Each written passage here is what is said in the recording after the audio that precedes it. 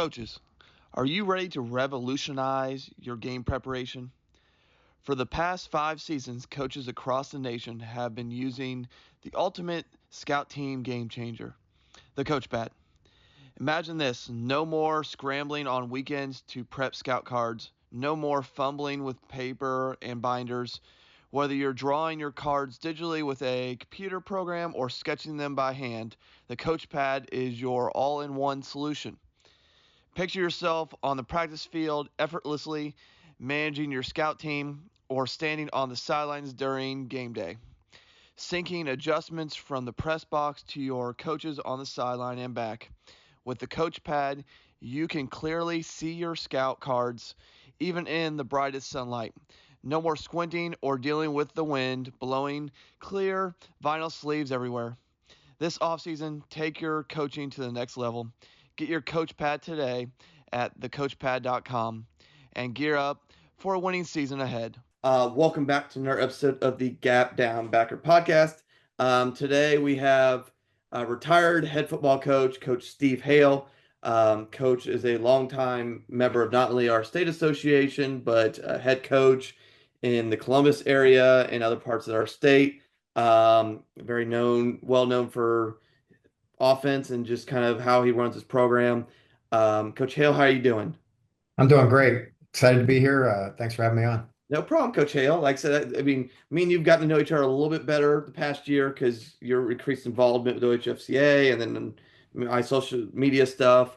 Like for people outside of our state or who are not familiar, especially with the Columbus area, kind of, can you give a quick background of kind of where your career led you?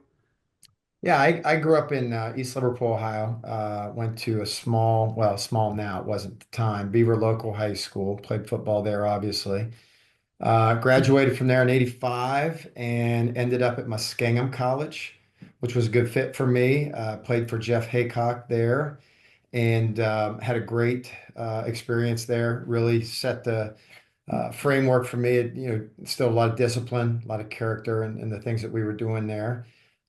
After I graduated, I got my first teaching and coaching job at the Olentangy when it was just a tiny Division 4 one school situation with Ed Terwilliger. And great experience. Ed was a great mentor, a great person for me to learn under and coach with. And, spent 8 seasons with him there and was fortunate enough to get my first head coaching job in '97 up in Shelby, Ohio. Had a great experience up there, a lot of great football people up there and great kids, great atmosphere. Had a nice run. From there, I went down to Groveport, came back to Columbus, and was a head coach in Groveport and learned a few lessons down there, a little bit more challenging situation. Certainly Shelby seemed very easy. Groveport seemed a lot more challenging. And then, eventually left Groveport, ended up back in the Olentangy district at Liberty High School, and opened the doors in 2003. The first head coach, was there for 20 years until John Stansbury took over in the fall of 23, and obviously he's done an amazing job taking over. He played for us, coached for us. So that legacy is holding true. The people that are at Liberty have always basically been Liberty. So that's something we're really proud of up there. Good. Now, and like I said, I knew about the Shelby. I totally forgotten that you were at Groveport for a while. What years were you at Groveport? I was down there in '99, 2000. Okay. And we had Eric Smith, who ended up playing for the New York Jets, was an outstanding player for us. We had several pretty good players down there. But man, the schedule was just brutal. I mean, the OCC back then wasn't nearly as big, and the schools were all, strong, powerful Division 1. Westville South, Kilbourne, Dublin, Kaufman, Davidson, and Arlington. Those guys were just solid teams. And we got there was a lot of learning. A lot of learning took place down at Groveport. It's funny because I think I left Groveport as a student in what 97 or 98, one of those two. Okay. It's because I went. This is aging our differences here. I went second and third grade. I went to Groveport.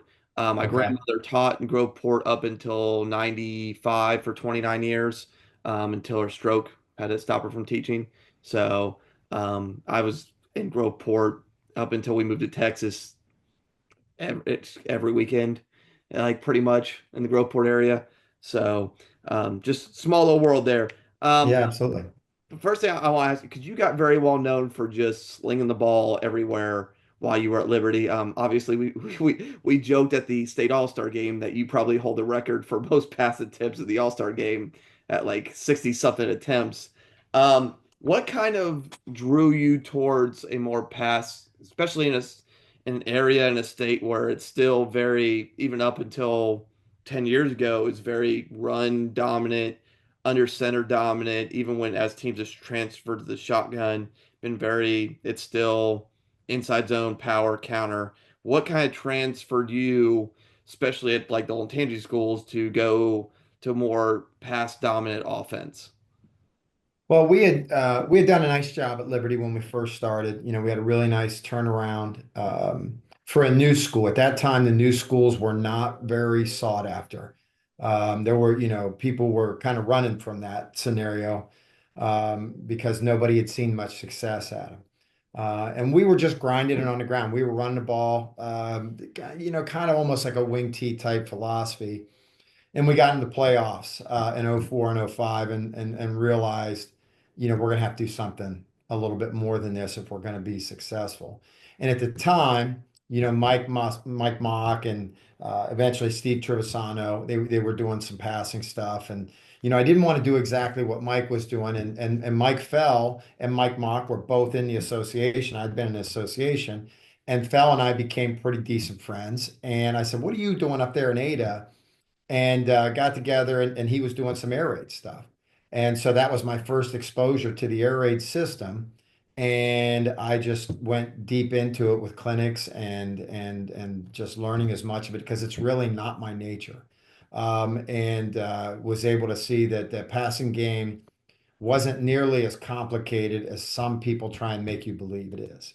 And once I figured out that we could do this in a very simple manner, then everything else is just kind of history at that point in time. And we did have years where we threw a ball a lot. We probably never got above 50%, though probably 51, 52% was our highest percentage of passing. Um, and it really depended on who we had and what they could do. But they usually fell somewhere in that 52, 55, 45 range of our ratio pass to run when I did all the stats at the end of the year. Okay. It was still, I will say, like for the Ohio team at that time, it's still a fairly large, I mean, outside of the Mike Mox, Fells, who I've had on here, like that is still a fairly large, I mean, especially given for the time. And I do want to kind of piggyback off that. What was that? I mean, because obviously Olentangy, since you've been there, has expanded even farther. There's been several other school districts have also expanded um, and added more schools. What was that kind of process like for you and that challenge like for you of going to a place where we don't have football, but now you're going to start something from scratch? What was that challenge like for you, and what did you kind of take away from that experience comparing to, say, a Shelby or a Groveport? Yeah, the challenges were significant at times. When we first started, the first year we didn't have any seniors on the team, and we were a Division 4 program, and we got smacked around pretty good, because we didn't have any kids out there that really had great experience or very talented. We had all those kids come back 2004, 2005, 2006. We go to the playoffs. And then the OCC, they shuffle everything around. Well, the next thing you know, we're playing some of the better teams in the league, and they were really good. Brian White at that time at Davidson was dominant, and Mark Crabtree at Kaufman and Arlington had a couple different coaches that were really good, and Mike Alonso was over at Gahanna doing a great job, and these guys were, and I think at New Albany, and so all these teams just had these great programs and great coaches. So we had to learn under fire. I remember our first couple times against Brian White, we had no chance. And we just figured out that, we're going to have to do some things differently. We're going to have to practice better. We're going to have to play better. Uh, and Brian even told me one time, because we're pretty good friends, I said, "Brian, what do I got to do?" And he just flat out told me, he goes, "Your kids aren't physical enough. You're not going to be able to compete in this league until they get more physical." And so we, tried to find ways as a coaching staff to address that. And I felt like our kids did get better at it. And eventually we started to compete with those schools, and eventually we started winning against those schools at times. And Rocky Pantella was over Westerville South, and we had some colossal battles with him over the years, just going back and forth. And all of those experiences developed us as a program and developed my staff as coaches.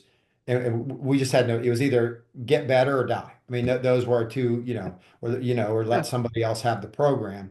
And, fortunately, my guys were committed to it, and we just found ways to get better. And, that's kind of put us on that track. And then, obviously, John Sansbury took over that and has the exact same philosophy and clearly, took that to the next level this year for sure. Oh yeah, they did tremendous job building off what you started there. And like I said, I mean, it's funny you win a state championship and then you win the All-Star game. It's just like, oh, well, there's a nice little little way to end the year for you. Like, Yeah, and you win Coach of the Year, so you get a trip to Vegas. So it's like I don't know how much your year could get better there. it's a good little run. Yeah, Yeah, it's a good little I run. I mean I would say as a former head coach and a former boss, so both of them, you probably are extremely proud of that little aspect that was able to continue. Um, like I do want to continue kind of with that thought though of building and evaluating because before we get to the OHFCA stuff, like in like what I'm trying to think of how to phrase this, like outside of the you mentioned actually I'll go this route when you talked about getting more physical, and I think I've done enough. I've had enough conversations with coaches, and I've sat in enough um, coaching interviews, whether it be on the panel or being interviewed myself. And I would say once out of every three times it is how do you make more kids physical? I think that question has been asked more than probably any other question I've ever been seen asked in a head coaching interview. So you mentioned that there. What was your process of getting, okay, as Brian White said, you need to get more physical to the point where you became a physical team? Like what was your process and how did you attack that with your players? Yeah, I think it was a lot of trial and error. It wasn't just line up and like the old school Oklahoma drill.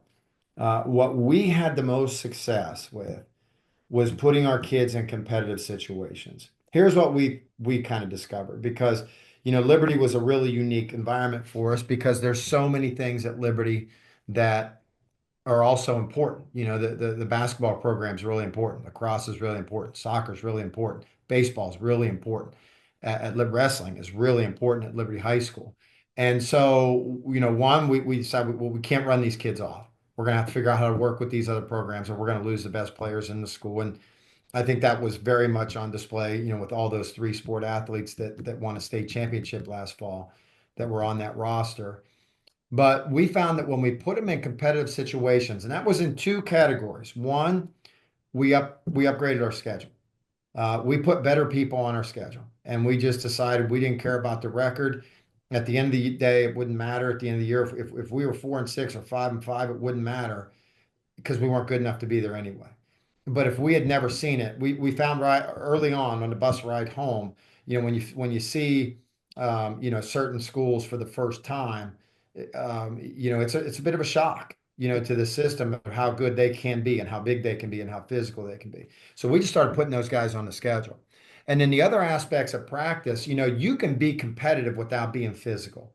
The players that played for us, I think the things that they would say were the most fun at practice were like our one-on-one route things. When we did goal line routes and it was one-on-one, nobody's going to get hurt in that drill. It's I'm running a slant, I'm running a fade. It's who can come up with the ball. Sometimes kids end up on the ground, most times they don't. But even with that, unless something weird happens, nobody got hurt. You see who wants to compete, and you had to find the kids that really wanted to compete. An offensive lineman going against a D lineman in a pass rush drill. And once again, I don't think you get hurt very often in those one-on-one drills with that. Nobody's tripping over anybody, but you see who's going to compete. And what we discovered was if we got the 11 competitive guys on the field when the lights come on, they would rise to the level of physicality no matter who it was. And so a lot of times, we played Cleveland Glenville every year for like 15 straight years, and they always came to Liberty. And I wanted to make sure there's a couple country clubs right beside our school that the Glenville buses went right past those country clubs as they headed in, because I wanted them to think, yeah, I wanted them to have a concept of who we were, and then they get off the bus and all of a sudden, one of our kids will smack one of their kids. Now their kids smacked our kids too. And then I think that's a shock a little bit. Competitive people will always flip the switch when the lights come on. And will adapt to be, competitive people want to win. They want to be successful. And if you get those kids out there, the physical part takes care of itself. So we probably got less physical in practice and got more physical in games because we were finding the right competitive people, regardless of size, speed, maybe even athletic ability. We wanted guys out there that cared, were competitive as hell, and then when the lights came on, those kids got after it, and we had a lot of success with those guys. Okay. And it made it real easy to evaluate for other players because we'd say, hey, you're just not being competitive in these one-on-one situations. You're going to have to show us that you can do that before we give you the opportunity to get on the field. No, perfect. That makes 100% sense, coach. And like I said, I think you got to drive it out of them some ways. That's part of being physical is being competitive. Like if you don't want to do it, then it doesn't you can't really, it's like the old leading a horse to water thing, like the same concept there. You've mentioned you're part of OHSCA, and then obviously since your retirement as a head coach, you've gotten more involved. Like I said, helping out in a variety of avenues with our association. I always like to ask people who are involved is kind of why, because I try to push anybody I talk to as a coach, whether I don't care what sport they are, it's not even just football coaches, like to be involved in their local and their state associations for a variety of reasons. Whether it just be being a member or helping out or being a board director or whatever it is. Because, like I said, I've been part of the CDFCA, I've been part of MBFCA, I've been an OHFCA board member, and now just the communications director. And I've helped other state associations film some stuff. Like for you, why has it been important, even after your retirement, to still be so involved in OHFCA? I just, two things, the game and the guys in the room. I really obviously feel like I need to give a lot back to the game because, it provided me with so many opportunities in life. I live up here in the Liberty District. I live in Powell, and I certainly didn't grow up that way. And there were a lot of other factors, but certainly my involvement in football contributed to that end game quite a bit. And then, the guys in the room, just enjoying being around those guys and doing the work. And, like I mentioned, some of the guys, when I first came in, Dan Ift was the president. And, Dan's obviously a legend at Dover for years. And just having conversations with Dan, Mike Fell, Mike Mock, Joe Cook, all these guys that have been coaching a really long time when I was, just, coming into the room. It was just a lot of fun for me to, Steve Chanel, just joking around with him, about the wing tee. And, I don't know if there's a better expert for that offense anywhere around. And just, having conversations and, obviously, usually turns into a good time laughing and joking around, but you do get a lot of great nuggets from the guys in that room. And obviously they're all leadership type guys because they want, to be in a leadership role. And I feel like that a lot, iron sharpens iron in that capacity. And just being involved in what's going on, communicating with the OHSA and having, some, stake in the game of what it's going to look like. I've always felt like that's important. And then, I think everybody in there, I've never sensed, every time you've been in the meetings, we can debate, we can argue, but man, I always feel like the argument ends up at the right place. It ends up that we're trying to do what's best for the kids in Ohio, and we're trying to do what's best for the game. And I think there's a lot to feel good about when you're doing that. Oh, I 100% agree. That's the thing. Like, because I think we've had a variety of debates since I've been in there, but again, I always go back to, well, we host a state all-star game for kids. We're getting coaches better for the kids, and then we donated what I forget what the stat Gerald said the other day, 1.5, somewhere between 1.5 and $2 million in scholarships Yeah, that's awesome. of the Yeah. course of the thing. Like, I mean, I mean, that's the legacy right there, is helping kids pay for college. Like, in terms of our financial contribution. Um, like I said, and then also just being able to recognize some really good kids. Like, I thought it was really awesome that two of our players of game two were offensive linemen. So that also made me happy. But um, kind of, and I'm gonna piggyback to another conversation we've had, is with you being retired, you obviously still can't stay away between the association and going to practices. We've had that talk, and you made it very clear that you attended a lot of practices and games this year, and you saw a lot of things. Like, what were your takeaways from going to the practice? Like, games are games, and and we can break down that and how games are run and how coaches run their staffs on game day, but I'm really interested in kind of your perspective of watching practices this year and kind of what you took away from that. Yeah, that really just kind of started as I felt, the first year with John at Liberty, I felt like the most important thing I could do for him was stay away. But with, some of the other stuff I was doing, I was connected to some other programs. So it always intrigued me to just see what other people were doing. And so I started going to some games and showing up to practices and getting to know some guys and going to practices with guys that have been on my staff and left and had become head coaches and that kind of triggered it. And then once I started doing it, I just kept going. And it seems like anybody you reach out to, they're like, yeah, come on by. So I think the biggest thing is, you can predict the playoffs. You don't need to see one game. You just go see the practice. And you see the level of organization. The best teams that I saw. Now I haven't seen everybody. I still want to get up and see Tiger. I still want to get out and see what Marion Local's doing out there and those guys and some of those schools out in the MAC and just kind of watch a little bit. So I might be reaching out to some of those guys next fall and just going and watching. But what I noticed was the highest level of organization, usually when I looked at Joe Idle, translated to the highest level of computer points. And by organization, I mean kids moving and kids active and sometimes shorter practices, where each drill is thought out to the point where even if, one group of kids is doing kickoff, well, the kids that aren't on kickoff are doing something else and they're constantly moving. And there might be two or three, the better programs, there weren't coaches taking breaks during practice. They were constantly coaching. And whether that was competition among that staff or just that's who they were, once again, when we mentioned the players, finding the most competitive people. The competitive coaches are the same way. If you got a guy who, let's say, is the wide receiver coach, and he's determined that on that staff the wide receivers are going to be the most productive players on the team, well, if he's never going to let his guys stand around. They're constantly going to be doing something, moving, doing something, if they're talking through it, if they're moving around or ball drill or whatever. When you see that taking place, then you'll see then other coaches are going to compete against him to try and do that. And when you notice a lot of that small group energy, constantly taking place.